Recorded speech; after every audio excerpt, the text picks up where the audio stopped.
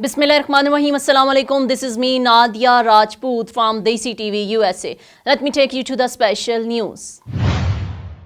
Economy Minister surprised by beating populist in first round of Argentina's presidential election. Economy Minister Sergio Messi surprised Sunday night by finishing on top in the first round of Argentina's presidential election, reflecting wariness about handing the presidency to his chief rival, a right-wing populist who upended national politics and pledged to drastically diminish the state. Mesa's victory over Javier Milei, a chainsaw-wielding economist and freshman lawmaker, came despite the fact that on his watch, inflation has surged into triple digits, eating away at purchasing power of salaries and boosting poverty. Still, he wasn't punished.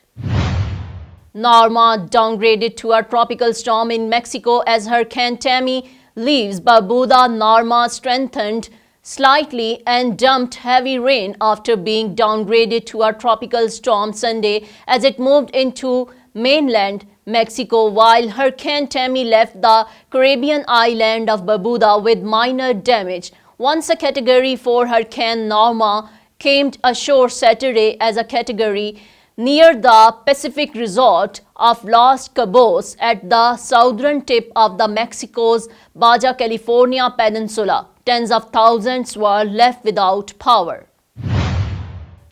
Ebullient Venezuelans on Sunday choose the candidate they think can end the decade-long crisis-ridden presidency of Nicolas, lining up under a scorching sun and torrential rain to cast ballots in a primary election that the opposition independently organized despite government repression.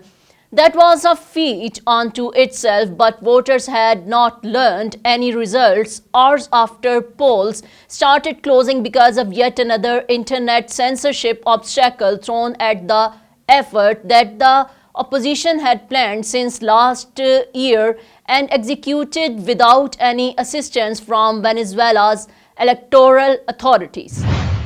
Court orders Russian U.S. journalist to stay in jail another 6 weeks. A Russian court on Monday ordered a Russian-American journalist who was detained last week on charges of failing to register as a foreign agent to remain in custody until early December. Her employer reported also an indictment for the U.S. government-funded Radio Free Europe, Radio Liberties, Tatar Basharik service appeared in a closed session in a court in the city of Kazan, the capital of the Tatarstan Republic.